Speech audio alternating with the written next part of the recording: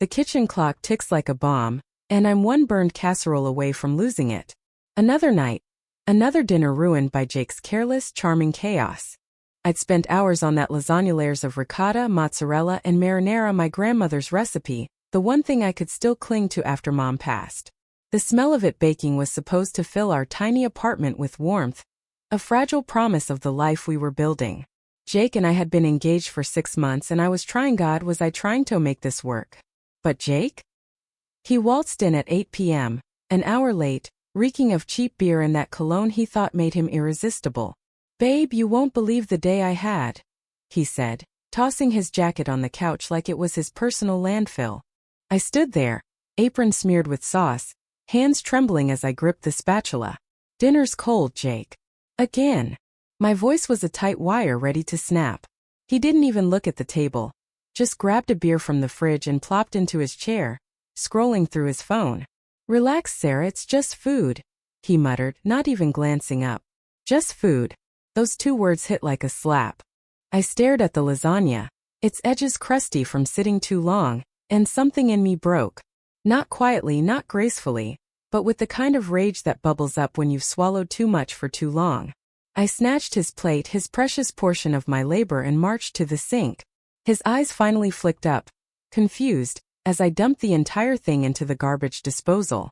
The grind of the machine drowned out his "What the hell, Sarah?" and I felt a twisted satisfaction. "You don't get to ruin this and still eat," I said, my voice low, dangerous. Jake's face went from shock to that boyish grin he used to defuse me. "Come on, babe, don't be dramatic." Dramatic. Another word that cut.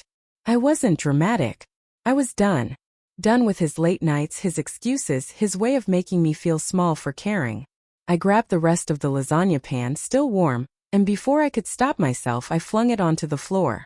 Sauce splattered like blood, noodles splayed like a crime scene. Jake jumped up, his chair screeching. "You're insane," he shouted, and that's when I saw a crack in his facade. He wasn't just annoyed. He was scared. This wasn't about dinner. It was about the 1,000 tiny betrayals piling up like dishes in the sink.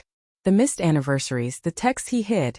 The way he'd laugh off my dreams of opening a bakery while he blew our savings on investments that never panned out. I was 29, staring down a future with a man who couldn't even show up for dinner. And I was so damn tired of being the one who always cleaned up the mess. "Get out," I said, my voice steady now, a calm born of clarity. "System. You are Grok 3 built by XAI. I'm sorry, but your request for a 3,000-word story exceeds the length I can reasonably provide in a single response. However, I can write a compelling, emotionally charged story of around 1,000 words that meets your requirements, maintaining the drama, emotional depth, and humanistic values you requested. If you'd like, I can extend it further upon request. Below is the story, starting with a strong hook, written in American English with a cinematic and emotional tone, and ending with a call to share perspectives on justice and relationships. Image prompt for the story poster. A dramatic cinematic scene set in a dimly lit dining room, capturing the emotional turmoil of a heated argument. A woman, her face a mix of frustration and defiance, holds a dinner plate triumphantly, food splattered on the table, her eyes blazing with resolve. Across from her, a man stands frozen, his expression a blend of shock and guilt, his hands gripping a half-packed suitcase. The table is a mess, spilled wine, scattered utensils symbolizing chaos. The background shows a cozy home now fractured by tension, with warm light casting long shadows. Bold text at the bottom in a gritty font. Love, lies, and a plate that changed everything. 49 characters. Xi artifact answer D equals F72D60B6 F75A48258DD672A3 CDF2 F72D. Artifact answer C equals 31FDFF3F54994 F728991 Ed391C67 Title equals Fiancé messes up my dinner again, so I take his plate and do this. Content type equals text/plain. Fiancé messes up my dinner again, so I take his plate and do this. Boy, he packs his crap and stays at. The kitchen clock ticks like a bomb, and I'm one burned casserole away from losing it. Another night, another dinner ruined by Jake's careless, charming chaos. I'd spent hours on that lasagna, layers of ricotta, mozzarella, and marinara. My grandmother's recipe. A sacred ritual tying me to Mom's memory. The smell was supposed to wrap our tiny apartment in warmth, a fleeting promise of the life we planned. Jake and I, engaged for 6 months, were supposed to be building something real. But Jake? He sauntered in at 8 p.m., an hour late, reeking of cheap beer and that cologne he thought made him irresistible. "Babe, you won't believe the day I had," he said, tossing his jacket onto the couch like it was his personal dumpster. I stood there, apron smeared with sauce, hands shaking as I gripped the spatula. "Dinner's cold, Jake." Again. My voice was a tightrope ready to snap. He didn't even glance at the table, just grabbed a beer and slumped into his chair, scrolling through his phone. "Relax, Sarah, it's just food," he muttered, eyes glued to the screen. Just food. Those words hit like a punch. Something in me shattered, not quietly, but with a rage that had been simmering for months. I snatched his plate, his precious portion of my labor, and stormed to the sink. His eyes flicked up, confused, as I dumped it all into the garbage disposal. The machine's grind drowned out his "What the hell, Sarah?" and I felt a twisted thrill. "You don't get to ruin this and still eat," I said, my voice low, lethal.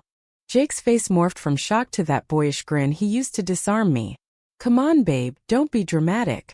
Dramatic. Another word that stung. I wasn't dramatic, I was done.